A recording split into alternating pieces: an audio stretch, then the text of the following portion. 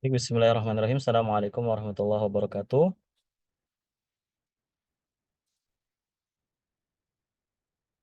Baik teman-teman, insya Allah pada kesempatan sore hari ini kita sama-sama akan memulai perjalanan kita di webinar fikihmuamalah.com yang bertemakan menjadi lebih baik di bulan suci Ramadan ini. Namun teman-teman semua, izin sebelum kita memulai webinarnya, boleh mungkin tulis di kolom chat asalnya dari mana.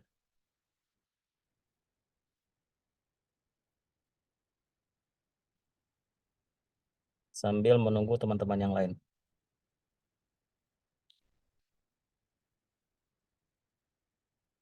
Oke.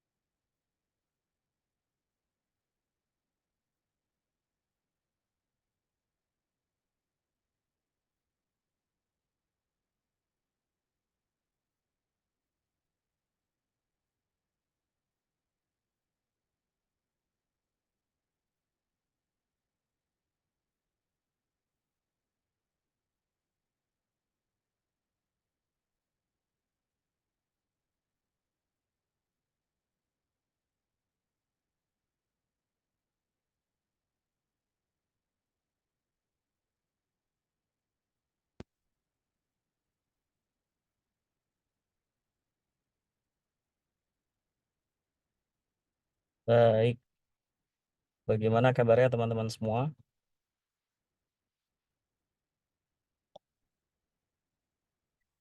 Baik, insya Allah pada sore hari ini kita akan memulai daurah kita, webinar kita dengan tema jangan biarkan Ramadan berlalu sia-sia dan strategi bagaimana bisa eh, maksimal dalam beribadah khususnya di bulan suci Ramadan. Insya Allah teman-teman semua, izin sebelum kita memulai webinar kita, izinkan saya memperkenalkan diri. Selaku host, saya adalah Jundi Koriba yang akan menemani berjalannya webinar pada kesempatan sore hari ini. Sebelum kita mulai webinar kita, insya Allah izinkan saya memperkenalkan dengan website fikihmuamalah.com. Fikihmuamalah.com adalah website yang dibuat oleh mahasiswa dari Universitas Islam Madinah, di mana kami berkumpul, kami ingin fokus membahas terkait muamalah. Dan di dalam website ini, kami membahas dan fokus pembahasan kami adalah terkait muamalah dari segi harta dan juga dari segi keluarga. Kemudian, seiring berjalannya waktu, kami mencoba untuk mengembangkan dakwah kami dengan mulai masuk ke Instagram. Dan saat ini kita mulai mencoba untuk membuat webinar yang dimana kami ingin sama-sama mengajak diri kami pribadi dan juga teman-teman semua untuk bisa fokus beribadah selama bulan suci Ramadan. Kami mencoba mengangkat tema ini karena kami melihat ternyata di dalam bulan suci Ramadan banyak sekali amalan yang mungkin jarang dibahas di tempat-tempat lain. Seperti halnya di dalam bulan suci Ramadan ada banyak sekali hal-hal terkait zakat dan bagaimana cara menyalurkan zakat. Tentunya juga di dalam selama kita beribadah di bulan suci Ramadan, kita tidak berhenti dengan bertransaksi.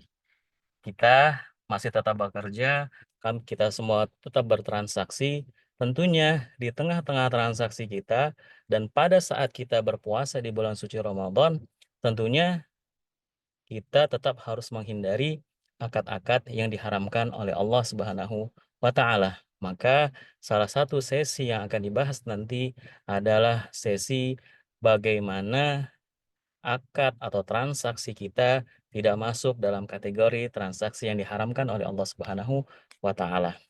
Kemudian juga teman-teman semua, di sesi webinar nanti kita sama-sama akan mempelajari terkait fikih puasa kontemporer, di mana tentunya seiring berkembangnya zaman, banyak sekali permasalahan-permasalahan yang masuk di dalam kategori kontemporer atau masuk dalam kategori yang belum dibahas oleh oleh para ulama kita yang terdahulu. Tentunya Islam tidak diam.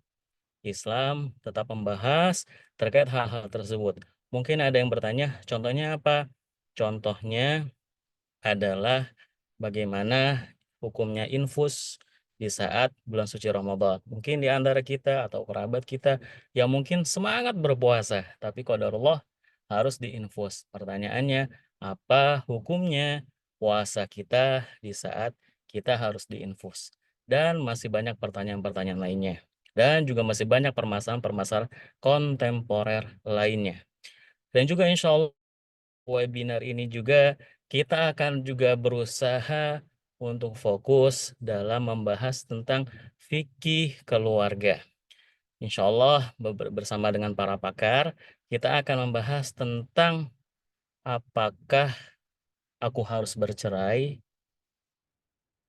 Ini sebuah permasalahan yang besar karena ternyata banyak di antara kita yang qadarullah diuji dengan keluarganya.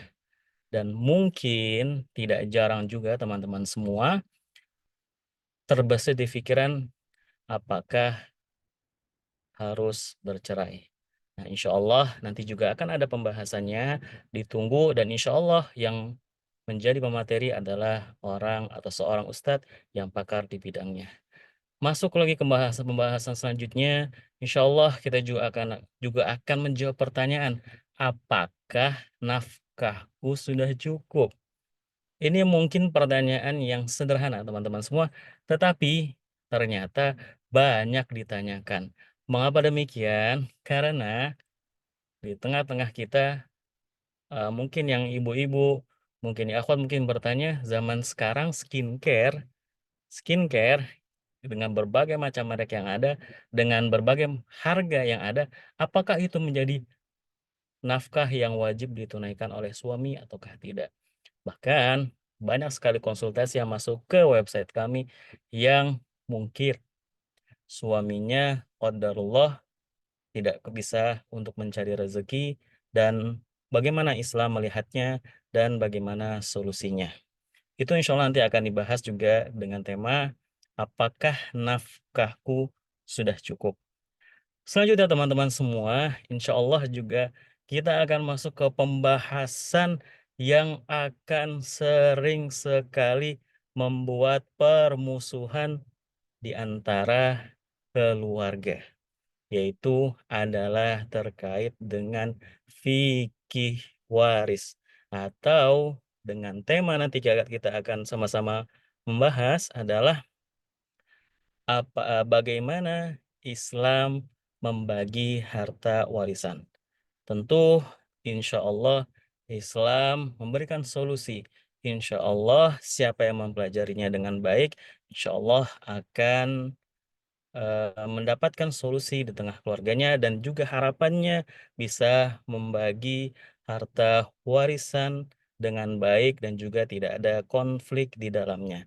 Tentunya tidak terasa ternyata hal-hal muamalah seperti ini itu akan sama-sama teman-teman semua hadapi dan jalankan meskipun teman-teman semua dalam keadaan berpuasa.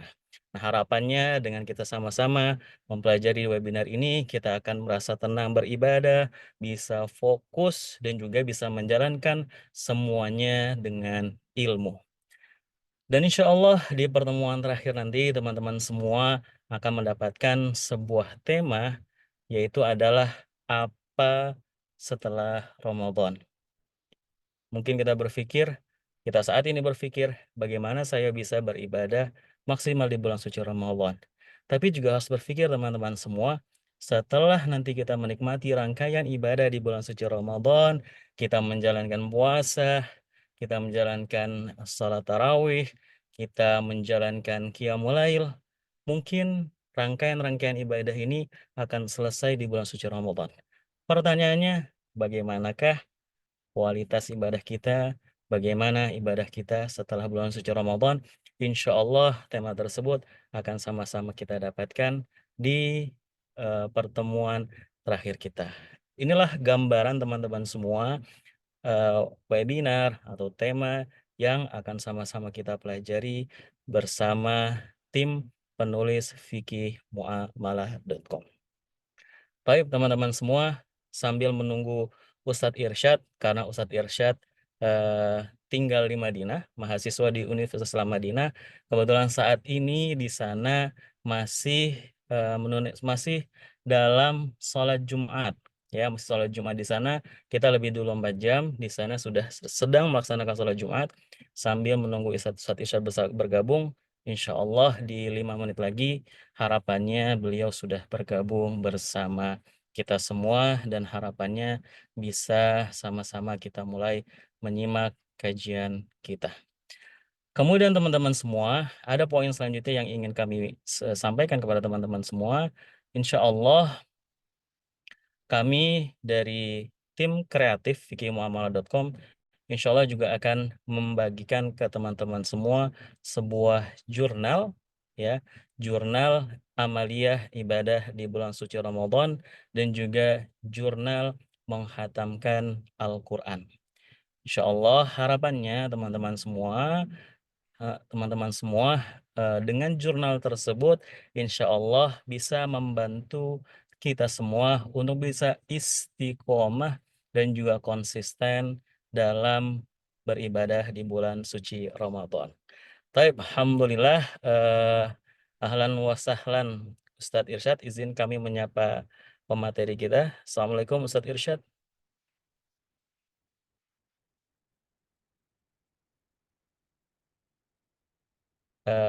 Mikrofonnya Ustadz Afwan.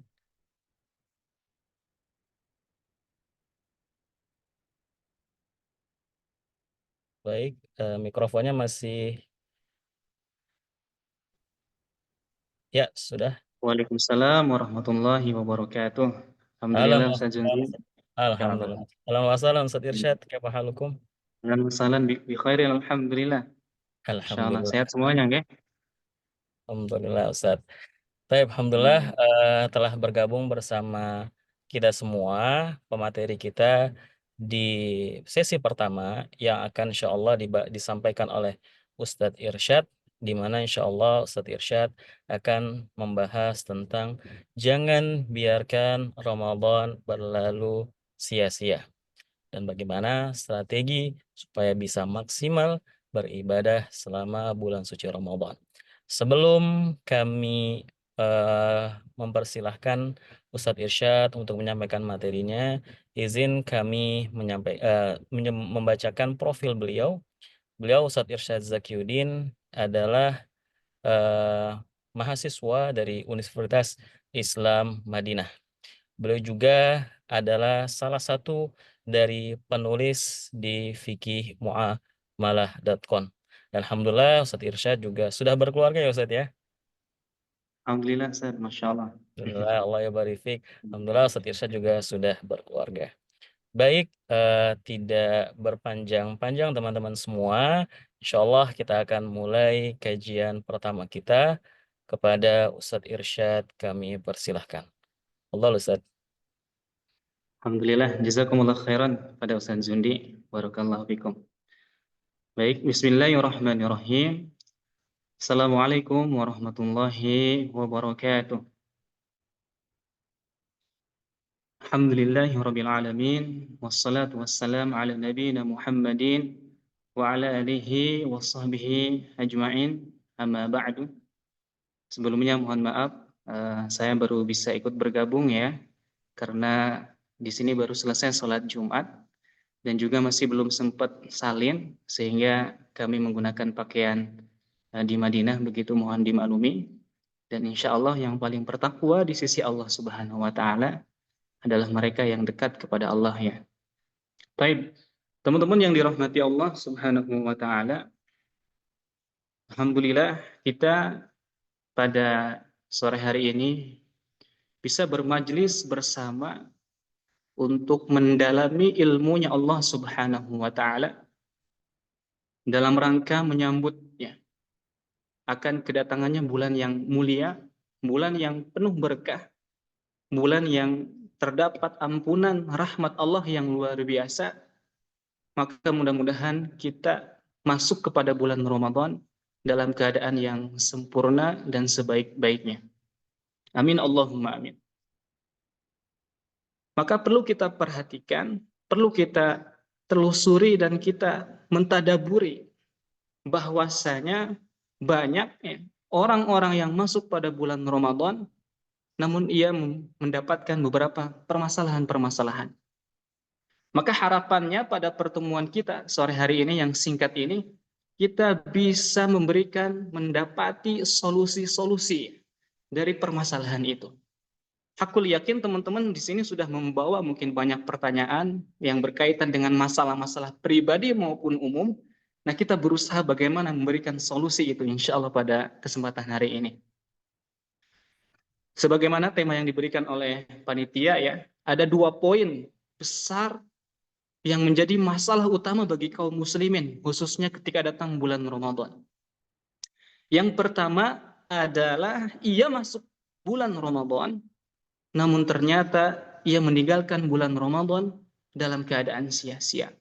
Ia tidak memiliki pahala di sisi Allah Subhanahu wa taala, atau bahkan ia minus di sisi Allah dengan kelalaiannya, dengan dosa-dosanya. Wal'iyadzubillah. Ini adalah permasalahan yang besar. Datang bulan yang mulia, bulan yang agung, kemudian dia melewati dengan sia-sia, tidak membawa pahala di sisi Allah Subhanahu wa taala. Na'udzubillah. Permasalahan yang pertama. Kemudian permasalahan yang kedua adalah, na'am, ia masuk bulan Ramadan mendapatkan pahala di sisi Allah, alhamdulillah. Namun pahala-pahala yang pokoknya saja. Ia luput dari pahala-pahala tambahan, pahala-pahala yang menyempurnakan. Maka juga ini adalah suatu permasalahan. Maka solusinya 2. Bagaimana kita masuk bulan Ramadan, selesai bulan Ramadan, kita tidak sia-sia menjalaninya. Dan yang kedua solusinya, bagaimana kita masuk bulan Ramadan, meninggalkan bulan Ramadan, kita membawa bekal yang banyak, bekal yang melimpah. Dan itulah cita-cita kaum muslimin yang kita bersama-sama berusaha untuk mendapatkan dua kemuliaan ini. Teman-teman yang dirahmati Allah Subhanahu wa taala, maka kita masuk ke poin yang pertama agar puasa tidak sia-sia ya. Ada 4 poin yang insya Allah kita akan sampaikan. Yang pertama, agar puasa kita tidak sia-sia di sisi Allah Subhanahu wa taala adalah kita mengingat tentang hari kepulangan. Kita berusaha mengingat tentang hari kematian. Kun minal mauti 'alal wali wajal, fama tudri mata yahjumul ajal. Jadikanlah kematian itu sesuatu yang selalu kita takuti, karena kita tidak tahu kapan ajal akan datang.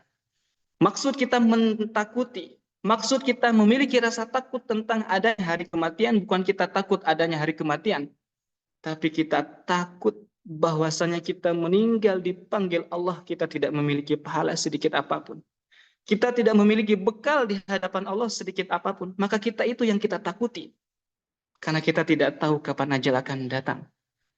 Banyak di antara kaum muslimin atau manusia, ia bangun di pagi hari, namun di sore hari dia sudah tiada. Betapa banyak orang yang memiliki cita-cita di masa depannya, harapan di masa depannya, namun ia tidak sampai kepada masa depan itu dikarenakan kematian mendahuluinya. Maka mengingat kematian ini adalah sesuatu yang penting, bekal yang harus kita bawa di sisi Allah. Dan di depan mata kita yang sebentar lagi insya Allah di sana ada hari yang sangat luar biasa. Ada potensial besar yang mana dengan hari ini, dengan bulan inilah kita berharap kepada Allah semoga kita memiliki bekal pahala yang melimpah di sisi Allah Subhanahu wa taala. Maka ini adalah momen yang tepat teman-teman yang dirahmati Allah Subhanahu wa taala. Dan ingat, Walaupun kita menakuti atau memiliki rasa khawatir dan takut tentang adanya hari kematian karena kita tidak memiliki bekal, namun hakikatnya kematian bagi kaum muslimin itu adalah hari raya besar. Itu adalah Id. Hari raya bagi kaum muslimin adalah ketika ia diwafatkan oleh Allah Subhanahu wa taala. Sumid dunya waj'al fitratakal maut. Ya, jadikanlah dunia, masa kehidupan kita di dunia, jadikanlah dunia ini adalah sebagai tempat berpuasa. Waj'al fitratakal maut, dan jadikanlah hari kematian adalah hari berbuka. Allahu akbar. Teman-teman, bagaimana rasanya berpuasa dari subuh sampai terbenam matahari, menahan dahaga, begitu rasa lapar luar biasa. Ketika datang hari berbuka, bahagia kita, senang kita. Dan begitulah kaum muslimin ketika diwafatkan oleh Allah Subhanahu wa taala, hakikatnya kematian itu adalah kematian hari besar, hari kemenangan bagi kaum muslimin. Yang dimaksud puasa dalam kehidupan dunia bukan kita puasa setiap hari, tapi adalah puasa menahan diri dari syahwat-syahwat yang diharamkan Allah Subhanahu wa taala, menahan diri dari hal-hal yang diharamkan oleh Allah Subhanahu wa taala. Itu poin yang pertama. Semoga kita tidak sia-sia masuk dalam bulan Ramadan dikarenakan kita mengingat hari kematian dan kita menginginkan, mengharapkan hari kematian adalah hari besar, hari raya bagi kaum muslimin. Kemudian poin yang kedua, agar puasa kita tidak sia-sia, teman-teman yang dirahmati Allah, agar kita mensyukuri akan nikmatnya kita masih berada di dalam akhir bulan Sya'ban. Kita sedang berada di penghujung akhir bulan Sya'ban. Kita bersyukur beberapa saat lagi Ramadan di hadapan kita. Namun ingat, ini adalah bentuk iman kita kepada Allah. Bentuk tauhid kita kepada Allah. Walaupun Ramadan sudah beberapa menit lagi, namun kita tetap menggantungkan diri kepada Allah. Rahasia di akhir penghujung bulan Sya'ban ini adalah kita mengangkat tangan. Allahumma balighna Ramadan. Sampaikanlah kami ya Rabb pada bulan Ramadan. Karena kita tidak tahu ajal kapan datang kepada kita. Sampaikanlah kita pada bulan Ramadan dalam keadaan yang sebaik-baiknya. Ini adalah rahasia kita masih berada di akhir penghujung bulan Sya'ban, meminta kepada Allah. Dan yang kedua, kita bertaubat kepada Allah Subhanahu wa taala.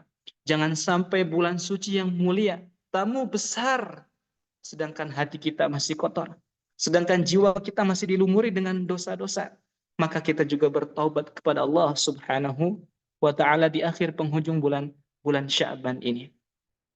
Sebagaimana syair mengatakan, ya man talas ghaibatu anna, wahai orang-orang yang sudah banyak keburukannya kepada Allah Subhanahu wa taala, qad qarubat ayyamul masalihati, telah dekat hari kemenangan itu, telah dekat hari Ramadan itu, maka jangan jadikanlah hari yang besar ini kita pun terjerumus di dalam kemaksiatan-kemaksiatan kepada Allah Subhanahu wa taala.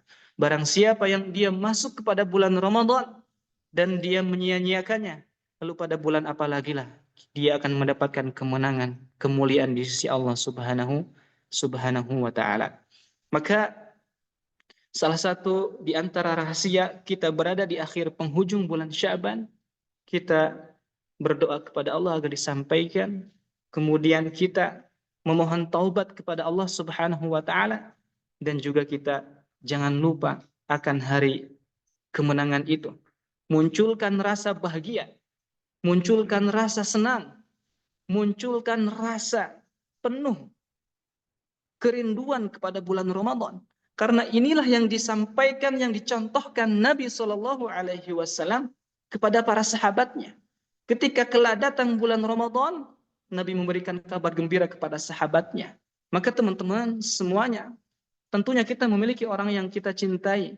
Sampaikanlah rasa bahagia ini kepada orang-orang yang kita cintai, kepada orang tua kita, kepada istri kita, kepada anak-anak kita, kepada karib kerabat, ataupun orang-orang yang dekat dengan kita. Sampaikanlah kabar gembira ini.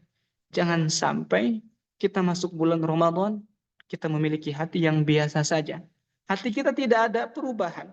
Jiwa kita tidak ada kespesialan diri dengan datangnya bulan Ramadan. Maka ini adalah suatu kesedihan, kerugian yang bisa membuat puasa menjadi sia-sia di sisi Allah Subhanahu wa taala. Kata Nabi sallallahu alaihi wasallam, "Qad ja'akum syahrul Ramadan, syahrun mubarak, kataballahu alaikum siyamah, tuftahu fihi abwabul jannah." Dan inilah, Masya Allah, kita sebentar lagi akan datang bulan Ramadan, maka bergembiralah, maka sampaikanlah rasa bahagia ini kepada yang lainnya. Kemudian, teman-teman yang dirahmati Allah Subhanahu wa taala, poin ketiga agar puasa kita tidak sia-sia di sisi Allah Subhanahu wa taala, maka kita harus memahami apa arti puasa itu. Karena kebanyakan kaum muslimin memahami puasa dari satu sisi saja, secara zahir saja. Namun dia lupa arti puasa secara makna, secara batin. Kalau kita memahami arti puasa secara zahir, al-imsak anil muftirat fi waqtin ma'lumin biniyah, ya. Itu secara zahir kebanyakan manusia menganggapnya puasa itu menahan dari hal-hal yang membatalkan. Dari mulai waktu tulu'ul fajr sampai ghurubus syams dengan niat. Mereka menganggap puasa itu hanya menahan lapar, hanya menahan dahaga, hanya menahan syahwat. Mereka menganggap hanya seperti itu. Namun makna puasa terkandung dua. Secara zahir yang telah kita sebutkan tadi, secara ma'nawi. Apa secara ma'nawinya? Adalah kita juga menahan dari hal-hal yang menyebabkan orang lain sakit hati.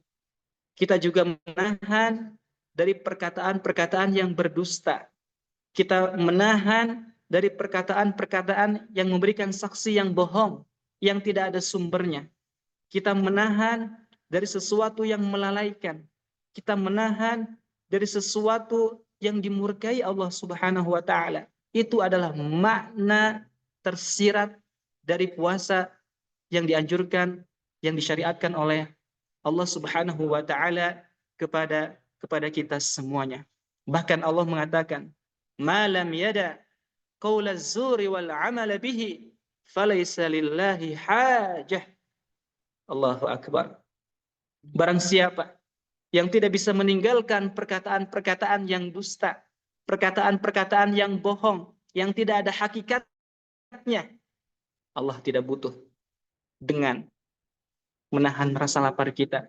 Allah tidak butuh dengan menahan rasa haus kita. Allah tidak butuh dengan menahan syahwat kita. Allah tidak butuh dengan itu semuanya, kecuali apabila dia bisa menahan makna zahiri dan makna ma'nawi atau makna secara batin. Itulah teman-teman yang dirahmati Allah Subhanahu wa taala. Poin yang ketiga agar puasa kita tidak sia-sia di sisi Allah Subhanahu wa taala. Kemudian poin yang keempat atau solusi yang keempat daripada permasalahan yang pertama, yaitu solusi yang terakhir dari permasalahan yang pertama, supaya kita tidak sia-sia adalah kita melaksanakan puasa ikhlas karena Allah Subhanahu wa taala dan juga mengikuti sunnah Nabi-Nya sallallahu alaihi wasallam. Dan inilah yang tersembunyi. Inilah orang-orang yang sering luput.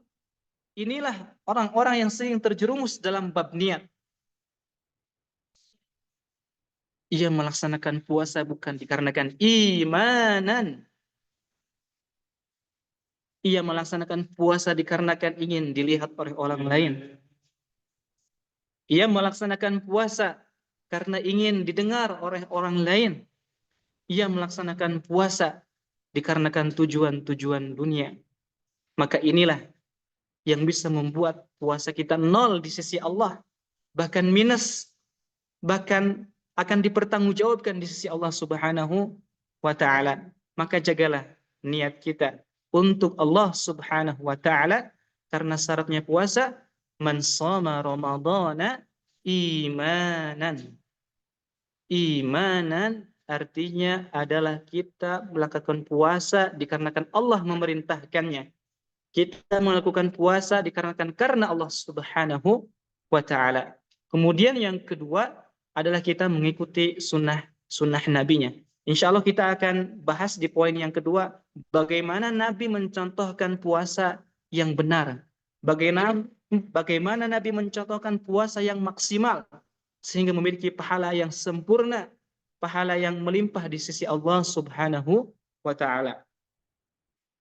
Kita masuk ke poin yang kedua ya. Tadi poin pertama supaya puasa kita tidak sia-sia ada 4 poin ya.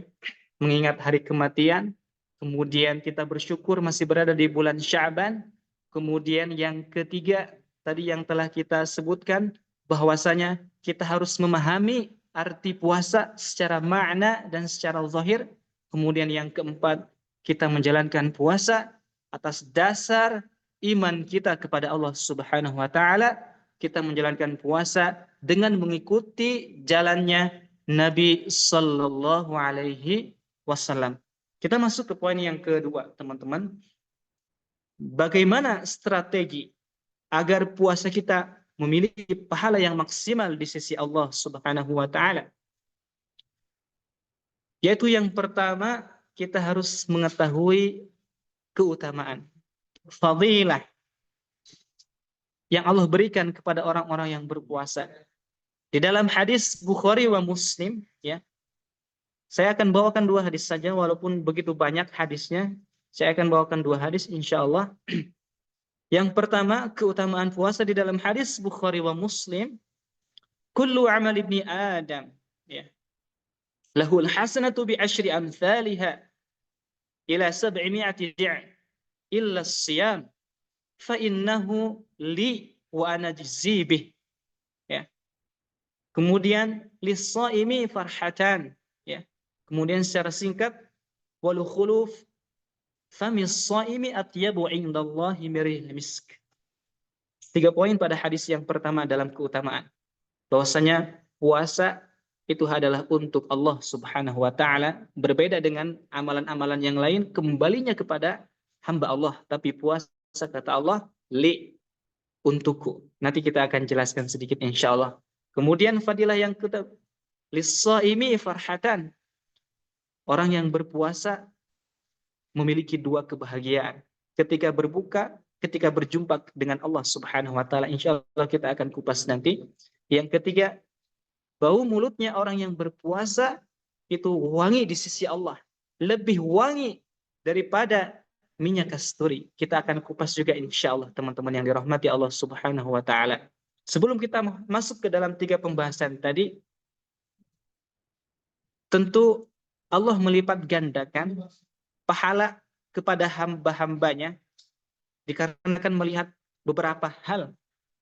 Yang pertama, bisa jadi dilipat gandakan kemuliaan itu dikarenakan tempatnya yang Allah muliakan. Bisa jadi dilipat gandakannya pahala di sisi Allah dikarenakan kemuliaan waktu. Maka Ramadan ini Allah lipat gandakan dikarenakan apa? Kemuliaan waktu, ya. Bahkan ketika Nabi ditanya, ayu shadaqati afdal? Sedekah yang paling utama tuh pada kapan? Pada waktu kapan? Maka beliau menjawab, qala shadaqatun fi Ramadan, yaitu melakukan sedekah di bulan Ramadan. Nah, itulah sebab kenapa Allah lipat gandakan suatu amalan dikarenakan ada tempat, dikarenakan ada waktu. Maka muliakanlah, ya. Muliakanlah 2 hal ini.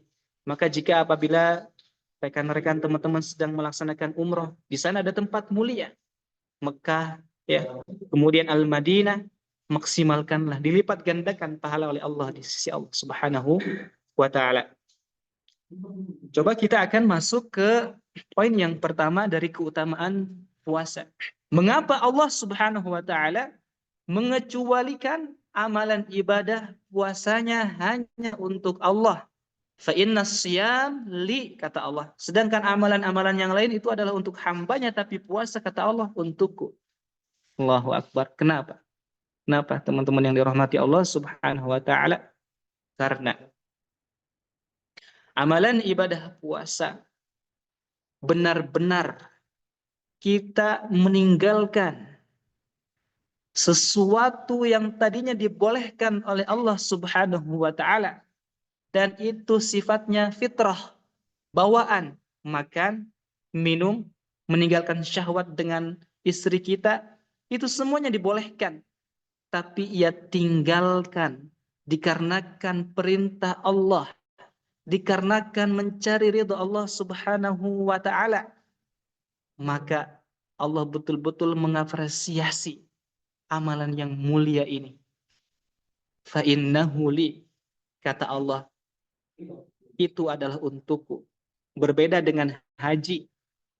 Haji kita dilarang berjima dengan istri, tapi haji masih dibolehkan minum dan makan.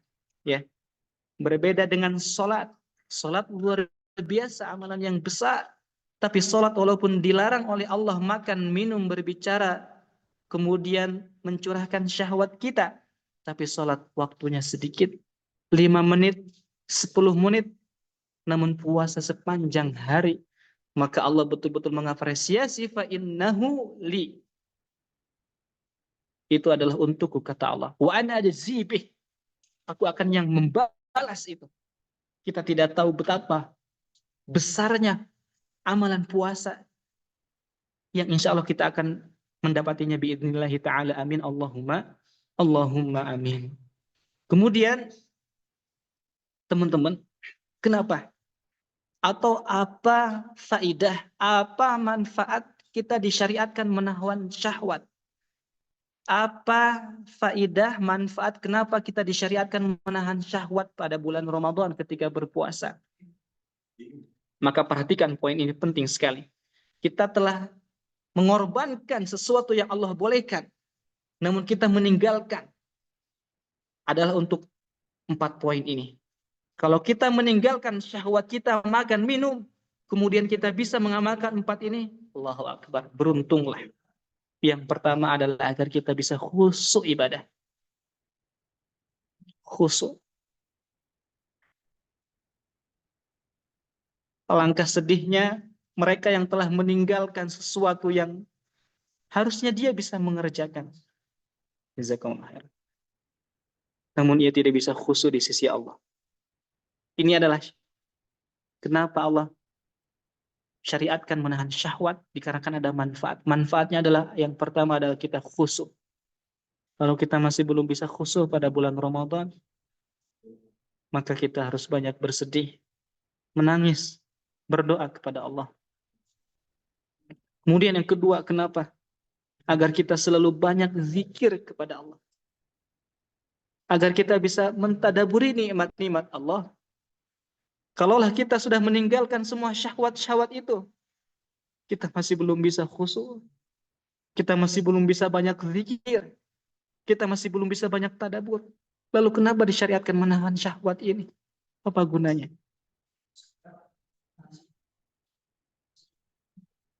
Kemudian kita paham syaitan berjalan di urat-urat nadi kita. Dengan adanya syariat puasa, menahan lapar minum, pergerakan darah kita itu melemah. Sehingga pintu syaitan pun melemah. Maka hakikatnya kalau orang berpuasa, dia pasti akan semangat. Dia pasti akan maksimal. Karena syaitan telah melemah di dalam jiwanya. Lalu bagaimanakah mereka yang masih lalai? Mereka yang masih malas? Allahu Akbar. Allahu Akbar. Wal'iyazubillah. Kemudian yang poin terakhir adalah kita bisa merasakan empati, peduli kepada kaum muslimin, kepada mereka yang Allah berikan kecukupan dalam keadaan fakir, dalam keadaan miskin, agar kita bisa merasakan itu. Kemudian yang kedua, teman-teman yang dirahmati Allah Subhanahu wa taala, lis-shaimin farhatan, ada 2 kebahagiaan. Kebahagiaan ketika berbuka. Itu adalah kebahagiaan yang pertama. Dikarenakan ketika berbuka kita kembali dibolehkan ya, menikmati sesuatu yang Allah sudah fitrahkan kepada kita. Alangkah bahagianya, Allahu Akbar, ketika berbuka puasa bersama keluarga, bersama jamaah. Allahu Akbar, nikmat. Hakul yakin, janji Allah benar ternyata waktu kita berbuka puasa itu. Kemudian ketika buka berpuasa, kebahagiaan selain kita mendapati sesuatu yang dibolehkan lagi, itu juga adalah doa yang mustajabah. Waktu berbuka doa mustajabah. Ya. Doa mustajabah. Doa yang diajarkan Nabi apa? Dhama, dhahabad dhaman, dhahabad dhama. Ya. Wa batalatil uruq, wa thabatil ajr insyaallah. Itu adalah hadis yang sabit. Ya. Adapun doa-doa yang lain ada hadisnya, namun ada yang mengatakan itu adalah hadis-hadis yang dhaif. Kemudian kebahagiaan yang kedua adalah ketika berjumpa dengan Allah Subhanahu wa taala. Dan inilah sesuatu yang paling kita butuhkan dari apapun. Sesuatu yang paling kita butuhkan adalah ketika kita berjumpa dengan Sang Pencipta, dengan Allah, dengan Rabb, dengan Ilah kita. Perjumpaan apakah yang kita inginkan dengan Allah? Maka puasa Allah jadikan simpanan bekal ketika berjumpa dengan Allah Subhanahu wa taala kita dalam keadaan yang beruntung. Amin Allahumma amin. Kemudian dari hadis yang pertama, poin yang ketiga adalah wal hulufu famis shaimi atyabu indallah min rihil misk. Ya. Ya, ini bau mulut. Bau mulut orang yang berpuasa di sisi Allah itu lebih wangi daripada minyak kasturi, ya. Minyak kasturi, Masya Allah. Ini bau mulutnya hakul yakin, benar, bukan kinayah, bukan memiliki makna lain. Di sisi Allah memang benar-benar bau mulutnya itu wangi, baik di dunia maupun di akhirat. Maka dari sini kita mengambil ibrah, kalau kita ingin mencari keridhaan Allah, walaupun manusia benci, maka Allah ridha, dan Allah akan jadikan manusia itu ridha. Bau mulut kita mungkin di sisi manusia ini bau, ya, dibenci, tapi Allah mencintai. Maka di dalam hadis, barang siapa yang mencari ridho Allah dengan kebenciannya manusia, Allah akan jadikan manusia itu ridho kepadanya dan Allah pun ridho kepadanya. Namun sebaliknya, barang siapa yang mencari, ya, ridho manusia dengan kebencian Allah, maka ingat, Allah akan jadikan manusia benci kepadanya, maka Allah pun benci kepadanya. Wal'iyazubillah. Nah, teman-teman yang dirahmati Allah Subhanahu wa taala, waktu kita sangat singkat. Kita cukupkan dengan satu keutamaan saja dalam satu hadis ini. Sebenarnya ada hadis yang kedua, ya, terkait dibukanya pintu surga, ya, terkait dibelenggunya syaitan, kemudian terkait dibebaskannya api neraka. Kalau kita telusuri secara mendalam, tadaburi, Allahu Akbar. Sedih hati ini, ya. Sedih, kemudian bangga, kemudian gembira, ya.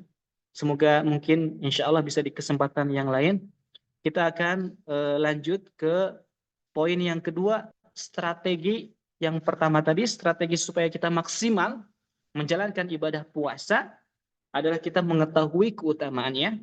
Kemudian yang kedua, kita mengetahui amalan terbaik di bulan Ramadan. Saya urutkan pembahasan di sini sesuai dengan kitab karyanya Ibnu Rajab Al-Hambali, ya. Yang pertama adalah jud. Amalan terbaik di bulan Ramadan, jud. Apa itu? Kedermawanan dalam bersedekah di bulan Ramadan. Jud, kedermawanan dalam sedekah di bulan Ramadan itu adalah amalan terbaik, ya. La yus'alu an syai'in illa a'tah. Ya, yang diriwayatkan oleh Imam Ahmad wa kharrajahu, bahwasanya ketika diminta sesuatu oleh orang lain pada bulan Ramadan, illa a'tah, ia tidak akan menolak kecuali akan ia beri. Adalah mengamalkan apa yang diajarkan Nabi Shallallahu Alaihi Wasallam. Dan Allah itu adalah maha dermawan. Allah menyukai orang-orang yang dermawan.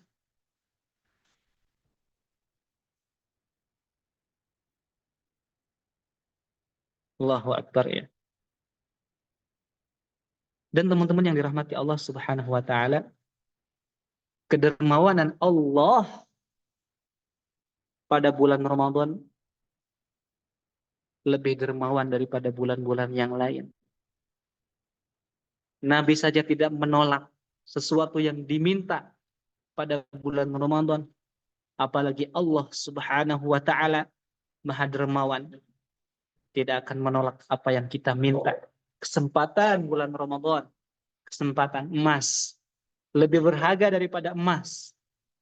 Allahu Akbar. Semoga kita disempurnakan oleh Allah Subhanahu wa taala. Amin Allahumma amin. Saking dermawannya Allah pada bulan Ramadan ini, di dalam hadis yang disampaikan Nabi, ya, hadis qudsi, annahu yunadi, memanggil hamba-hambanya. Ini kedermawanan Allah. Saya gambarkan satu kedermawanan Allah di dalam bulan Ramadan. Tapi dengan satu ini sudah cukup insya Allah. Ya baghiyal khairi halumma. Wahai orang-orang yang mencari kebaikan, datanglah kepadaku, kata Allah. Datanglah kepadaku. Allah perintahkan. Ketika Allah memerintahkan hamba-hambanya datang, apakah Allah akan menolak? Mustahil. Wa ya baghiyasyarr, wahai orang-orang yang dahulu di bulan Sya'ban, di bulan Rajab, bergelimang dalam kemaksiatan, keburukan, perbuatan-perbuatan dosa, saking dermawannya Allah, cukup taksir dengan datangnya bulan Ramadan ini, cukuplah. Berhentilah. Jangan kau teruskan perbuatan maksiat itu, cukup, kata Allah. Apabila kalian bisa menahan diri pada bulan Ramadan, kata Allah apa? Walillahi utaqa'u minan nar, akan dibebaskan daripada api neraka. Allahu Akbar. Dermawan Allah, sangat dermawan. Allah tidak menghiraukan dosa-dosa kita yang sebelumnya.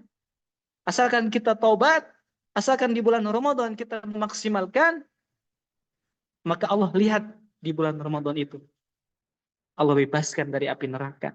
Dan Allah datang di setiap malam. Maka sungguh merugi ya. Orang yang datang bulan Ramadan, ia tidak memiliki apa-apa di sisi Allah. Na'udzubillahi min dzalik. Kemudian kita lihat bagaimana contoh kedermawanan Nabi di bulan Ramadan. Ya.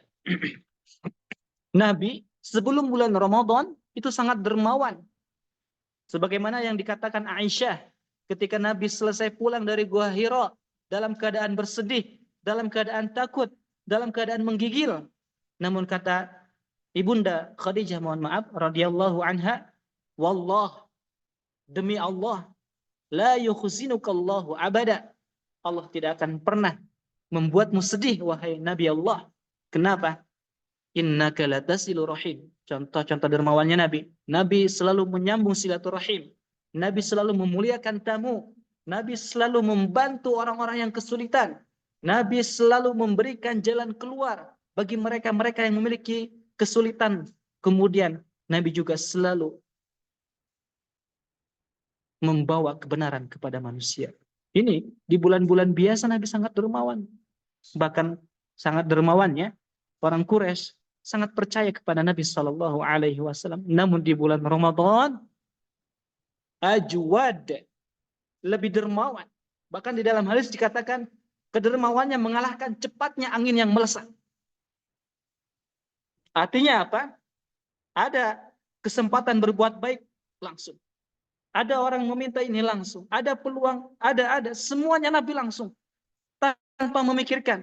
Kita contohkan di dalam hadis yang sahih.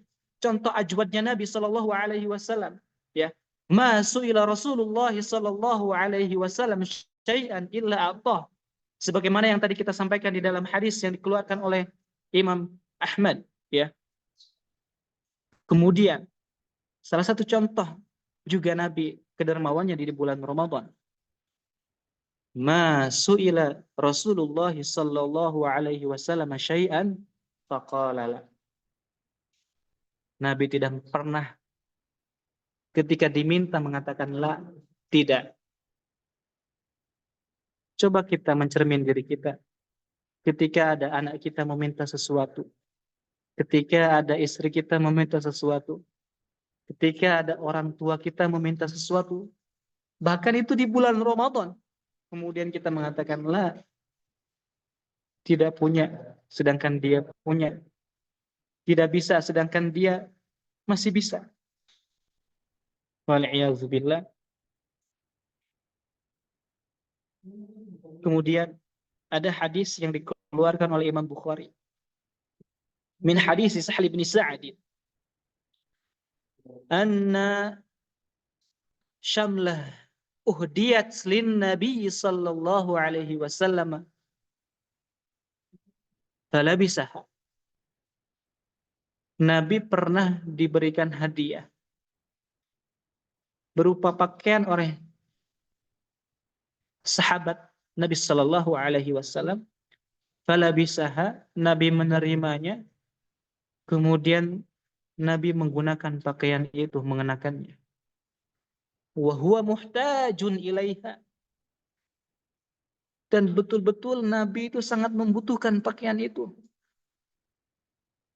Ketika diberi itu, betul-betul Nabi memang membutuhkan dan diterima hadiah itu. Menandakan apa? Pada waktu itu Nabi dalam keadaan tidak memiliki apa-apa. Sehingga untuk membeli pakaian pun beliau tidak mampu. Maka ada seorang sahabat memberinya dan Nabi betul-betul butuh kemudian memakainya. Fasalahu iyyaha rajulun fa'atah. Namun ternyata ketika Nabi betul-betul butuh pakaian itu, ada seorang sahabat meminta kepada Nabi pakaian yang Nabi sangat membutuhkan. Allahu Akbar.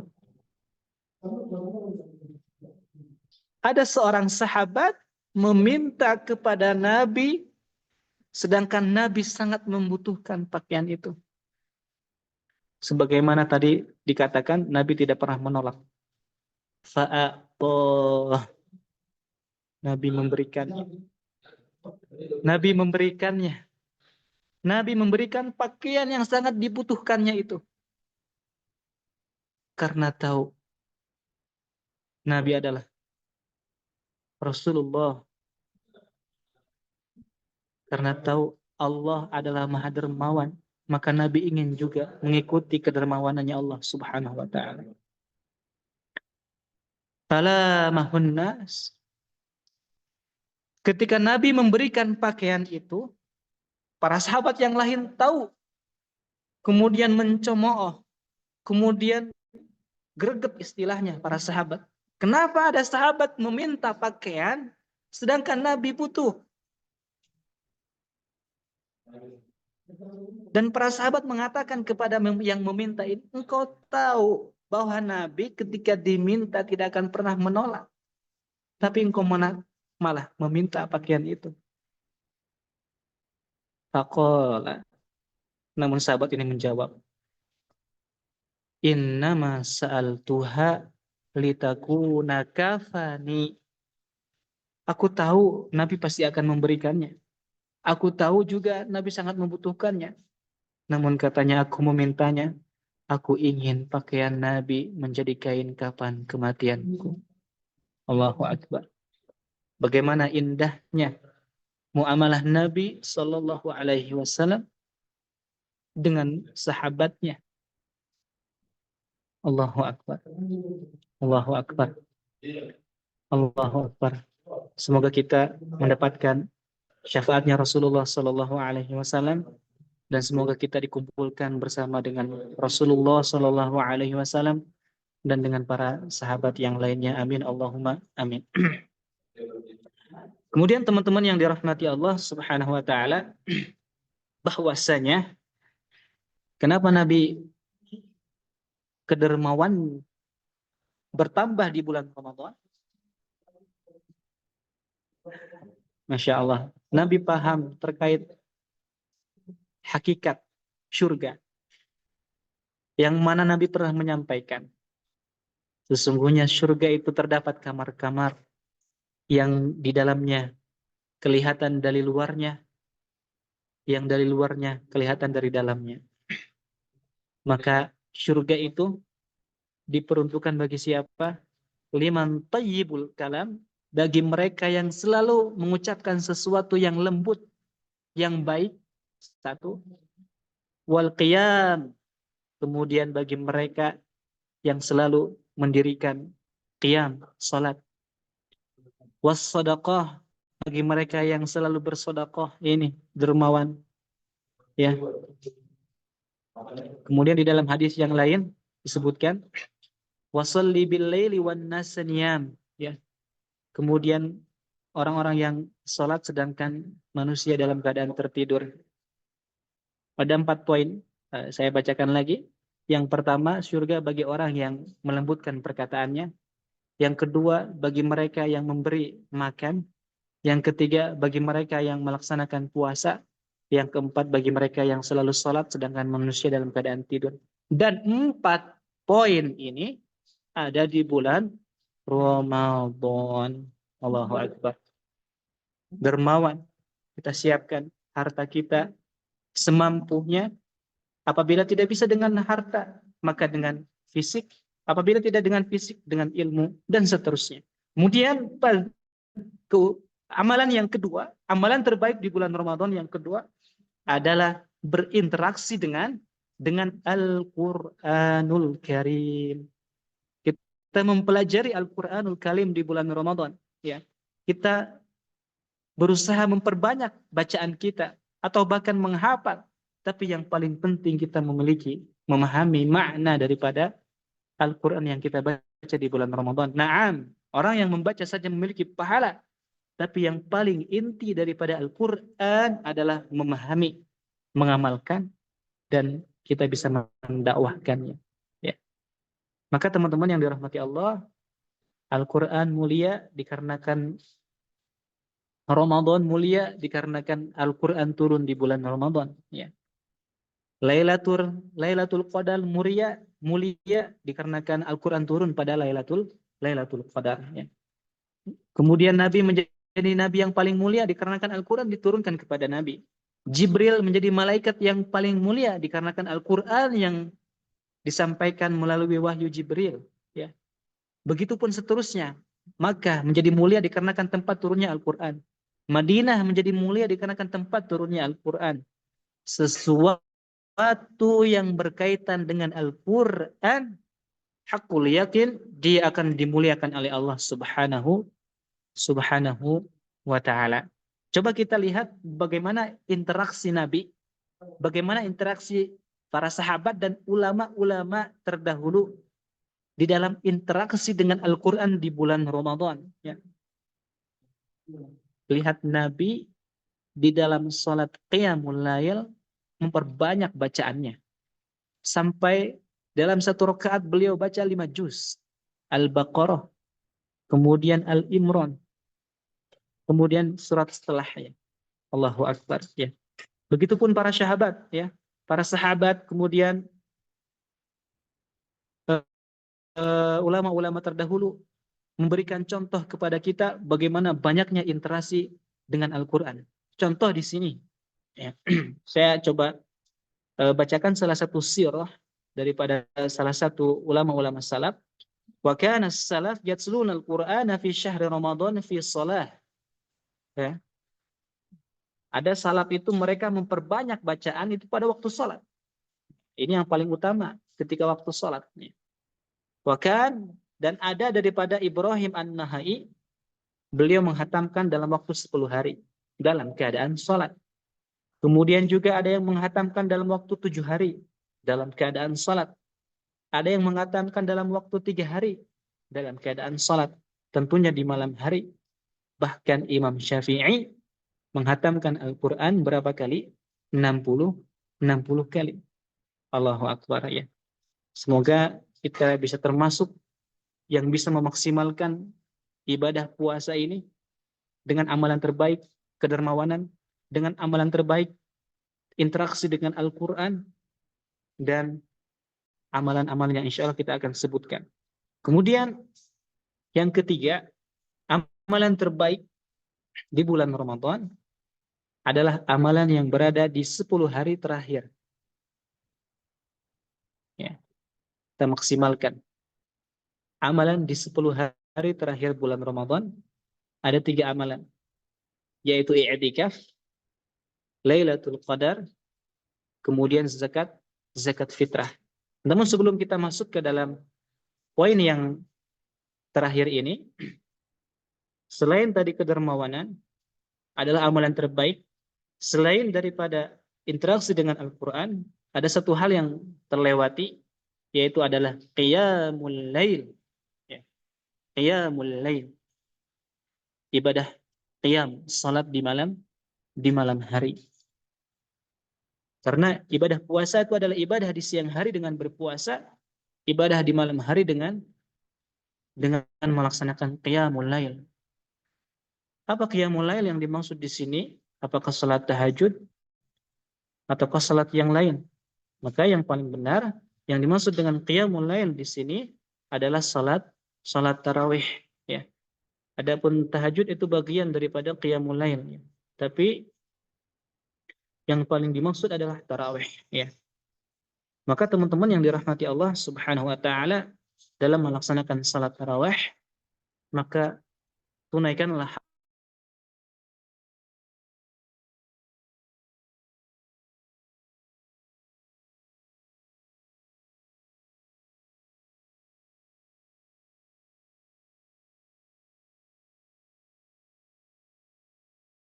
Apakah 13? Apakah 11? Semuanya benar. Ada contohnya dari Nabi, ada contohnya dari para sahabat, ya. Yang salah adalah mereka yang mengaku yang benar 23. Yang salah adalah mereka yang mengaku benar itu adalah 21. Itu adalah sesuatu yang khata, yang salah, khilaf yang tidak ada dasarnya. Silahkan mau salat 23, 21, 13, 11, silahkan. Namun yang dicontohkan Nabi Shallallahu Alaihi Wasallam, dan ala kulli hal ada para ulama yang mentarjihnya adalah 11 atau 13 rakaat, karena itu adalah yang dikerjakan Nabi. Sedangkan 23 rakaat, 21 itu adalah sunnahnya Khulafaur Rasyidin yang dikerjakan oleh Umar radhiyallahu anha, dan sahabat mengerjakan itu pada zaman Nabi dan Nabi membiarkannya, menandakan boleh, ya. Apalagi di dalam hadis jumlahnya tidak menentu, berapapun silahkan, mau 30, mau 40 rakaat, mau 50 rakaat. Karena istilahnya masna, dua, begitu, ya. Namun, teman-teman, supaya tarawihnya maksimal, bagi mereka yang salatnya 11 rakaat, 13 rakaat, maka ikutilah contoh Nabi. Bacaannya agak dipanjangkan. Maka sahabat tidak mampu dengan bacaan yang panjang. Kemudian Umar mengerjakan 23 rakaat dengan memendekkan bacaan-bacaannya. Jadi seperti itu yang benar, yang sesuai dengan sunnah Nabi dan sunnah Khulafaur Rasyidin. Kalau mau 2-3 rakaat, tidak mengapa, dipendekkan ayat-ayatnya. Kalau mau 11 rakaat, agak dipanjangkan.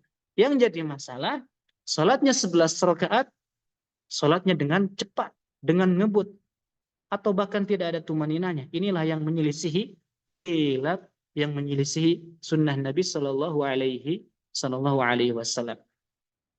Kemudian strategi yang keempat, ya, adalah kita mengetahui amalan di 10 hari terakhir.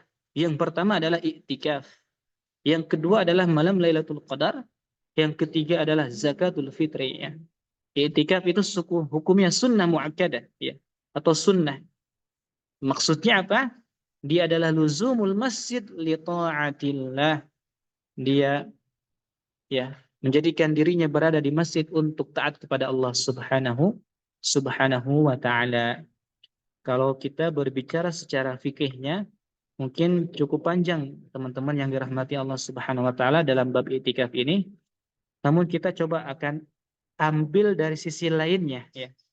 Kita akan ambil dari sisi lainnya. Bagaimana sikap i'tikaf Nabi Sallallahu Alaihi Wasallam? Ya. Maka di sini di dalam hadis yang diriwayatkan oleh Imam Bukhari, kana Rasulullah Sallallahu Alaihi Wasallam idza dakhala al-ashru shadda mi'zarahu, dikencangkan, ya, ikat pinggangnya, menandakan apa? Nabi menjauhi keluarganya supaya tadi itu dia bisa fokus, Nabi bisa khusyuk melaksanakan i'tikaf, di bulan Ramadan, bulan yang penuh keutamaan, terlebih di dalamnya ada hari malam yang mulia, yaitu Lailatul Lailatul Qadar. Teman-teman yang dirahmati Allah Subhanahu wa taala, ada satu rumus, ini kaidah hidup bagi kita. Di dalam Islam itu kaidahnya, rumusnya adalah mengakhiri segala ujung sesuatu dengan baik. Karena kebanyakan syariat Islam itu selalu memuliakan sesuatu yang sifatnya di akhir-akhir. Ya. Ini saya baru paham juga, Masya Allah. Makanya kenapa orang husnul khotimah meninggal, dia masuk surga. Walaupun sebelumnya dosanya banyak. Karena dia diakhiri dengan yang baik. Syariat Islam selalu menjadikan akhir itu bagaimana menjadi akhir yang terbaik. Ingat, ini kaidah bukan hanya dalam puasa, dalam segala amalan ibadah. Kita pelajari ini dan kita jadikan pedoman. Jadikan segala sesuatu yang akhir itu adalah akhir yang baik. Kenapa 10 hari terakhir menjadi yang terbaik? Dikarenakan itu adalah akhir bulan Ramadan. Kenapa doa yang mustajabah di hari Jumat itu adalah sore hari? Karena itu adalah akhir daripada hari Jumat, ya. Dan begitu seterusnya. Kenapa haji dilaksanakan pada bulan Zulhijjah? Karena bulan Zulhijjah akhir daripada bulan-bulan Islam. Allahu Akbar. Kalau kita ingin berinteraksi, memiliki sejarah yang baik di mata manusia dan di mata Allah, jadikanlah akhir yang baik. Dan Ramadan adalah akhir bulan Ramadan, maka itu adalah kesempurnaan yang harus kita maksimalkan. Nabi kencangkan. Namun yang menjadi kesedihan kita, banyak di kaum muslimin Indonesia, atau mungkin di seluruh dunia, akhir bulan Ramadan disibukkan dengan belanja, disibukkan dengan diskon-diskon, disibukkan dengan persiapan itu dan lain sebagainya. Wal'iyadzubillah, kita tidak mau mengakhiri Ramadan dengan duniawi. Kita maksimalkan sampai akhir. I'tikaf sampai pucuk di hari i'tikaf, hari ke-29 itu. Mudah-mudahan kita termasuk orang-orang yang diberikan akhir yang baik. Amin Allahumma amin. Maka teman-teman yang dirahmati Allah, Nabi memaksimalkan di hari i'tikaf dengan menjauhi istrinya, dengan berkholwat berduaan dengan Allah di masjidnya. Dia bisa fokus khusyuk. Ada satu hal besar yang mana juga Nabi mengejarnya. Nabi ingin mendapatkannya. Apa itu? Di malam i'tikaf adalah adanya malam Lailatul Qadar. Allahu Akbar. Lailatul Qadar. Ya. Menjadi malam yang mulia. Karena kan Al-Quran turun pada malam Lailatul Qadar. Nabi ingin menggapai Lailatul Qadar itu. Kita pun ingin menggapai Lailatul Qadar itu. Maka kita dengan jalan i'tikaf itulah kita bisa dimudahkan sampai kepada malam Lailatul Qadar. Teman-teman tahu bagaimana keutamaan Lailatul Qadar? Lebih baik daripada 1000 bulan. Diturunkannya malaikat. Ya. Ada ketenangan hati. Maksudnya khairu min alfi syahr. Maksudnya lebih baik daripada 1000 bulan itu apa? Di sini Ibrahim Nakhai mengatakan, kalau kita beramal sedekah pada malam Lailatul Qadar, maka itu lebih baik daripada kita 1000 bulan melaksanakan sedekah. Kalau kita sholat, lebih baik daripada 1000 sholat 1000 bulan. Jadi begitu, perbanyak amalan di malam Lailatul Qadar.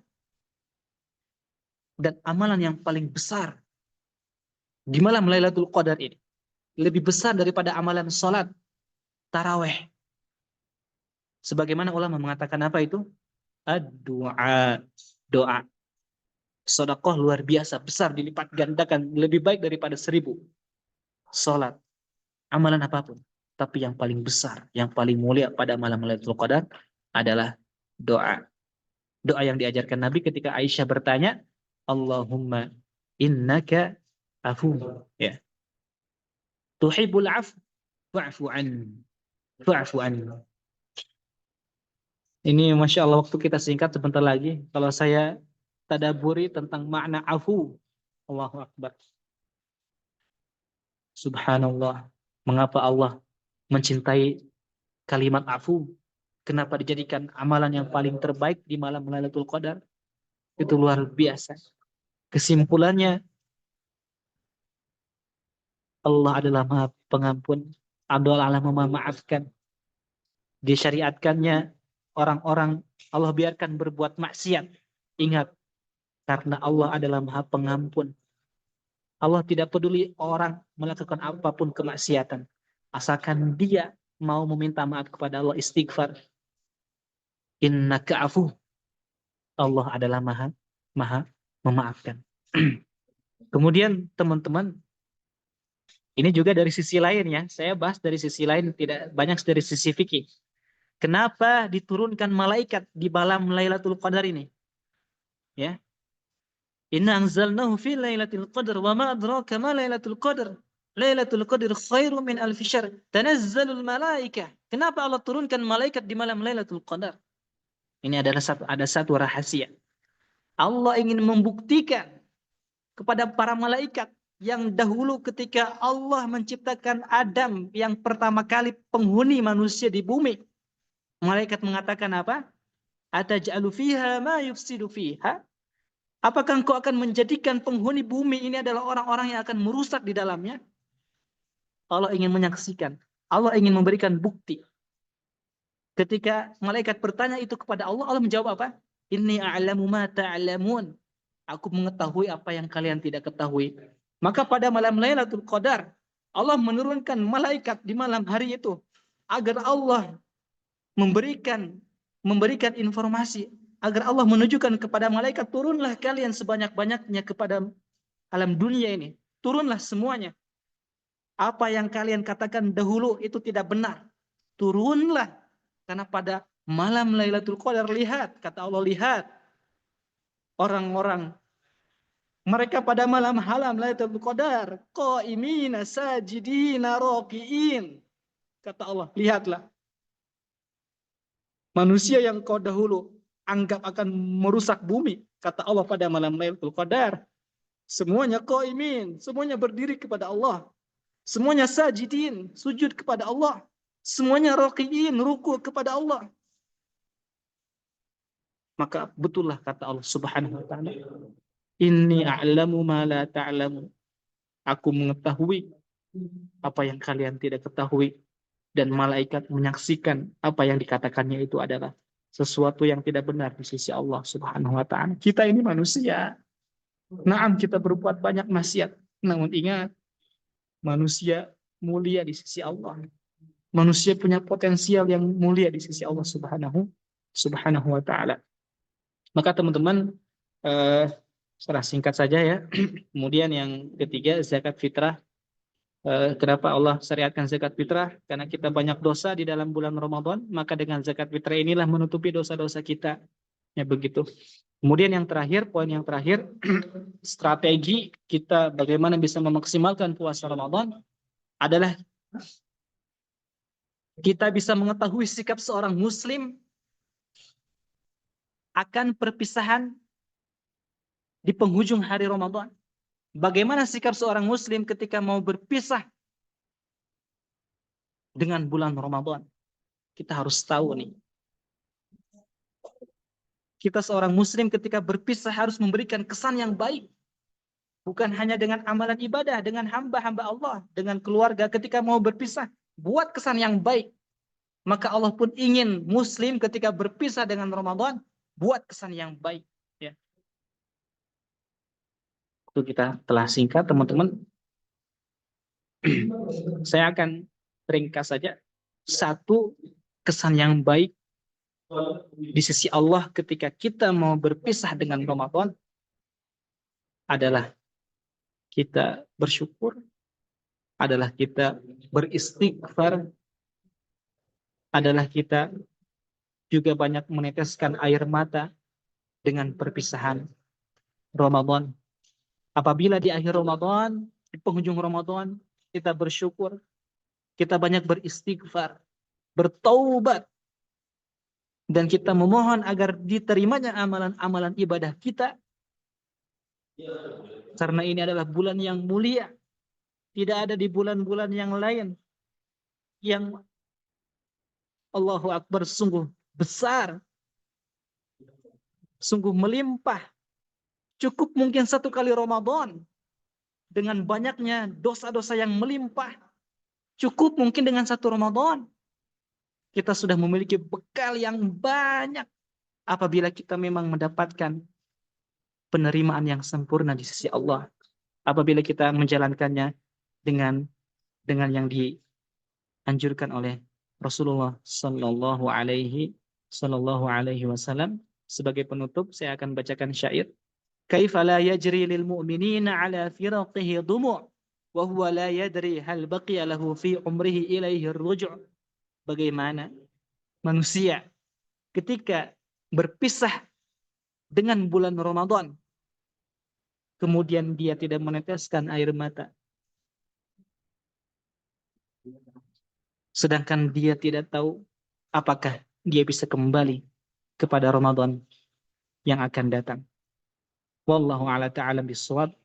Semoga Allah rahmati kita, semoga Allah berkahi pertemuan kita, dan yang terakhir, slide pada PowerPoint yang ada di hadapan teman-teman, kemudahan, keistiqomahan, kebahagiaan, mudah melaksanakan ibadah.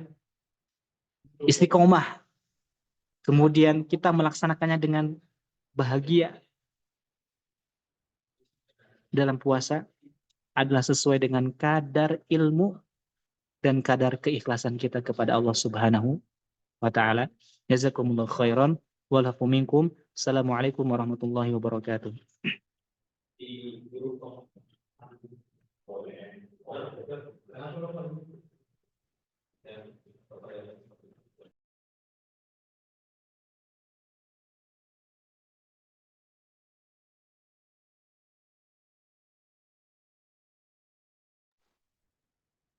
Jazakumullahu khairan ala ilqaihi, atas penyampaiannya, Ustadz Irsyad Zakiyuddin hafizahullah ta'ala, terkait kiat-kiat agar kita dapat mendapatkan Ramadan yang sebentar lagi akan datang. Mungkin waktu di Indonesia sudah keluar keputusannya, namun untuk waktu Saudi sampai saat ini kita belum tahu apakah besok akan dilaksanakan puasa Ramadan atau belum. Dan juga bagaimana agar puasa kita tidak sia-sia ketika kita menyambut bulan Ramadan. Selanjutnya insya Allah ikhwati fillah yang berada di dalam Zoom saat ini, insya Allah kita akan mengadakan sesi tanya jawab, yang mana tanya jawab akan dilaksanakan melalui G-Form. Jadi bagi rekan-rekan sekalian yang ingin bertanya, bisa langsung mengisi G-Form yang sudah di-share di grup untuk webinar Fikih Muamalah pada pertemuan kali ini.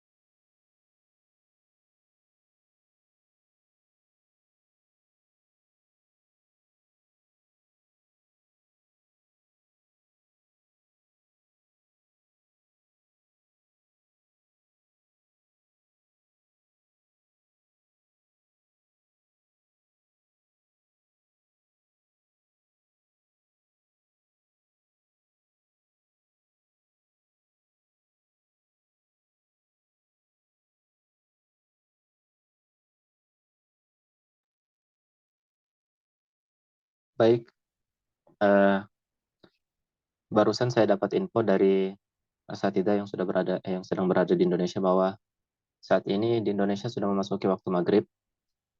Jadi kami dari tim mungkin memberikan satu kesempatan atau bagi yang ingin bertanya, yang mungkin di tempatnya belum masuk waktu maghrib ataupun waktu sholat lainnya, mungkin bagi yang ingin bertanya bisa langsung raise hand.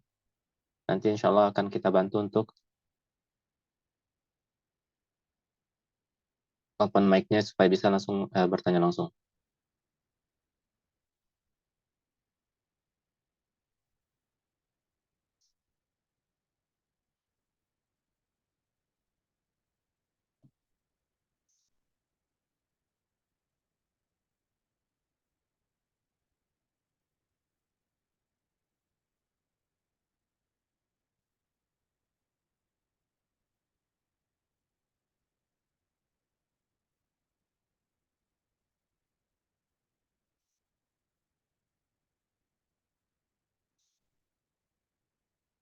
Baik, ikhwas sekalian, sepertinya untuk saat ini belum ada pertanyaan dari peserta webinar pada pertemuan pertama kali ini.